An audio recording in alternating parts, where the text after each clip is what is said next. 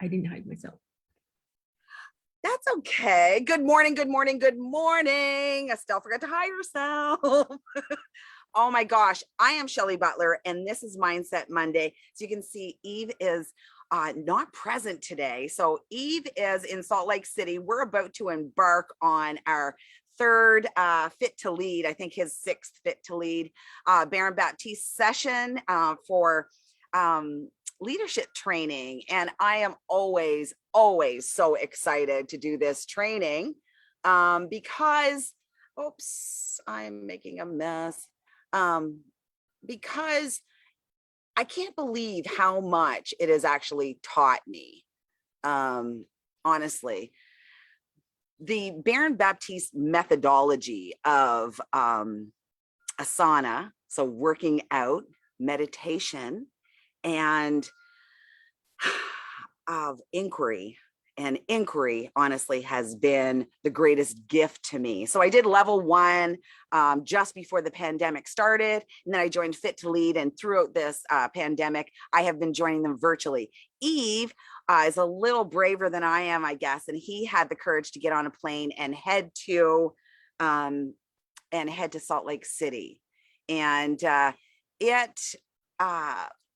I felt a little bit jealous yesterday as I landed in Toronto, I landed in Denver, and here I was sitting home and preparing for all of this to happen virtually. I had to journal through that actually, because why was I not brave enough? Why did I not have the courage? But I had to forgive myself for it. And that's how I felt. This pandemic has actually allowed me to really get deep and into my whys. And I have an 86-year-old mom that I want to be here for. And if I'm in Salt Lake City or if I'm sick, I certainly can't make that happen. My husband also felt very, well, he just would like me to do this from home. And I completely understand that, this Delta variant. But enough about the pandemic. What I want to talk about is August.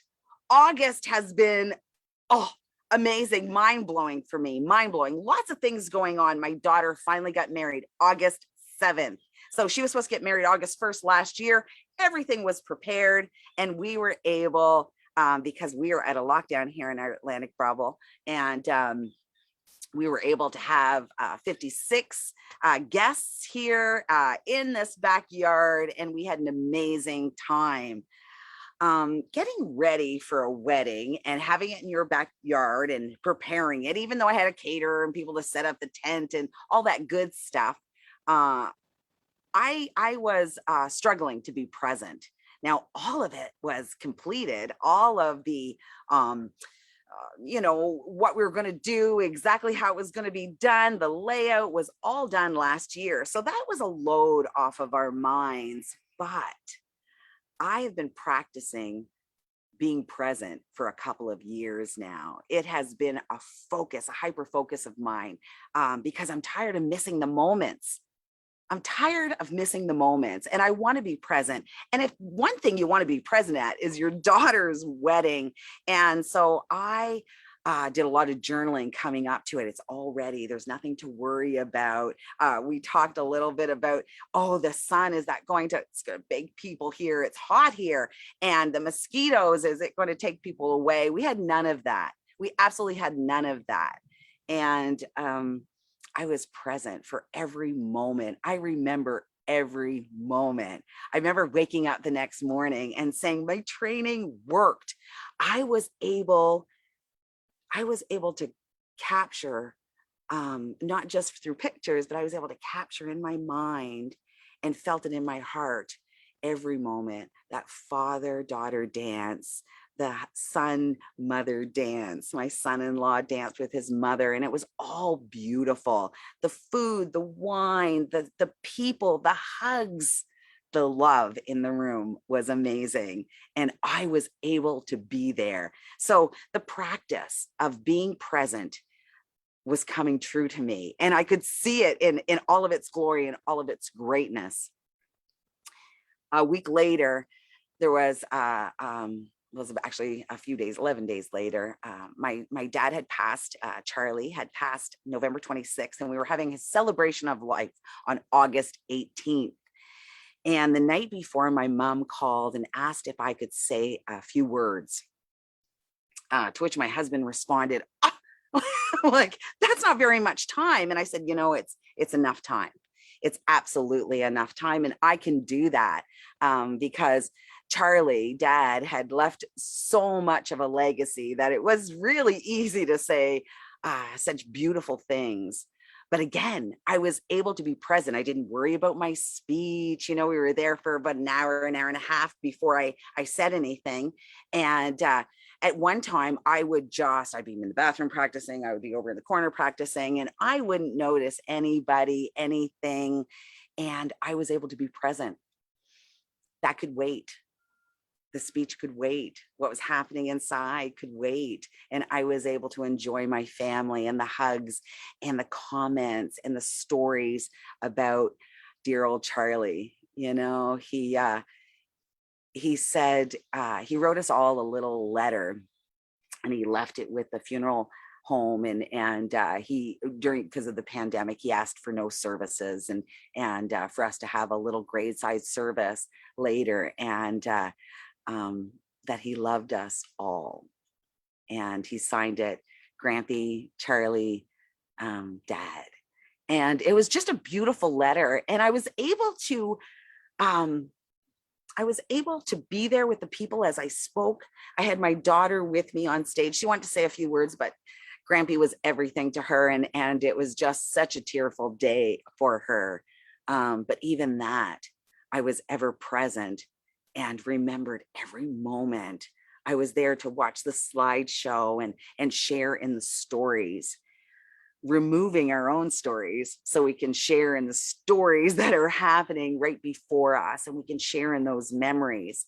And it's almost like a slideshow in my mind, a slideshow in my heart, fills my soul, fills my cup. And I was feeling really grateful. I was feeling really proud of the work that I had put in to remove those stories and to be ever present until August 19th came. So the next day, my uncle had his book launch. So my uncle has just passed as well, my uncle Roy Butler. And he was fortunate enough as a young man, 19 years old, to be asked to sail the Bounty to Tahiti and be in that movie with Marlon Brando, Mutiny on the Bounty. So he, a young man from Dartmouth, Nova Scotia, was on that ship and wasn't a seafaring man. He did a little bit of floating in Lake Banook, but he never really was on a huge ship like the Bounty. And of course, this was a huge thing in Lunenburg, and he always told the story, and he always had memorabilia, and this was a legacy of his, and he really wanted to write this story because so many people were affected by this story. And a lady by the name of Janet Coulter Sanford actually wrote the book, and it's called Memories on the Bounty. And it's all about my uncle's story and how it happened. And I was able to read the book, not all of it before I went, about half of it before I went, and finish it up later upon arrival the next day. But I wasn't present, and I had a story. And I wasn't sure why I wasn't present. I wasn't sure why I was nervous in the room. I wasn't sure why I was hiding behind a pillar. My aunt came in and gave me a huge embrace, as well as my cousins, Stephen and Angela. And, but I kept thinking maybe my sadness, maybe my feeling of dis-ease, I felt uneasy there. Maybe that feeling was because my uncle wasn't there, and how proud he would have to have been there. But it was something else. It was something else. And what I discovered is I had a story. I had a story about my aunt and uncle. Now, my aunt and uncle loved me dearly, as I loved them dearly. So this has nothing to do with what my uncle and aunt didn't do for me or did do for me. It's not good or bad. It just is. But it's the story that I told myself when I was young. I bought a house at a really young age and I had no money. I needed some laundry done. I called my aunt. It didn't work out. But the story that I told myself, the story that I hung on to was something that wasn't true. And something that when I look back at it and I journaled about it was absurd. Of course they love me. Of course I could have gone over and done laundry. I think I was feeling a little less than. My unworthiness was coming back to haunt me. My self-loathing, perhaps. So at a young age, when I was not feeling the best, you've heard my story about sexual abuse. You've heard my story about not enoughness. You've heard my story about dirty girl, if you've watched this at all. And all of that came into play. So no, I wasn't present. I was in my story. I was in my head. And that would probably was one of the greatest lessons I had actually in August. So while I was riding the wave of, wow, this training, this methodology that I've been undertaking to be present and to release my stories, especially the stories that we've got in our head since we were 9 years old or 5 years old or 18, memories are fickle. Memories are fickle. And if you hold on to those memories and you think that those memories are truly, truly real, because a lot of them, I would challenge you of how real they are. We embellish our stories, of course, and especially we're made up of negative bias. So if they're negative, you can put a little more negative on top of that. And all of a sudden you have a dialogue that no longer serves your future. That dialogue that about the laundry certainly doesn't serve me today, and didn't serve me at my uncle's book launch where I wanted to be ever present. Memories on the Bounty. Janet Coulter Sanford has done an amazing job writing this book. She was an English teacher, from what I understand, in our school district here, and a lovely woman. My uncle was an amazing, amazing man. My aunt Bev is an amazing woman. And I love them dearly. I love them dearly. And I would say, if you're looking for a story of friendship, love, and adventure, this is it. Great read for the summer, and a little historic, historic review of our past. And it's quite cool. So if you've come from the South Shore, that Lunenburg, Halifax, Dartmouth area, you may know somebody who actually sailed to Tahiti way back in 1961 and hung out with Marlon Brando. I do. You might too. So being present, being focused, loving yourself, finding a way to love yourself, looking at yourself in the mirror every morning and saying, I love you, is a start. Release the stories, allow yourself to enjoy the moments.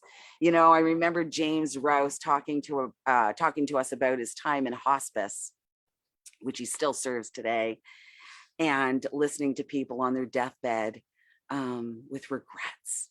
And that's no place to be with regrets. Do what you want to do now, say what you want to say. But most importantly, love yourself, be present. So I just want to leave you with that. It's an early and a quick Monday morning for us to have here this morning, but I've got a Baron Baptiste to go to. And I just want to say, have an amazing rest of August. I love you all. Mwah. Get your workout in. Have a great week. See you Monday.